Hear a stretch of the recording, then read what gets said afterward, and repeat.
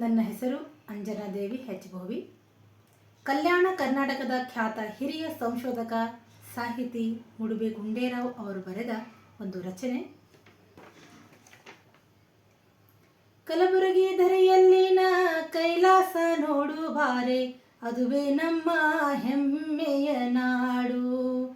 ಕಲಬುರಗಿ ಧರೆಯಲ್ಲಿನ ಕೈಲಾಸ ನೋಡು ಬಾರೆ, ಅದುವೇ ನಮ್ಮ ಹೆಮ್ಮೆಯ ಬೀಡು. ಶರಣ ಸೂಫಿ ಸಂತರ ಬೀಡು.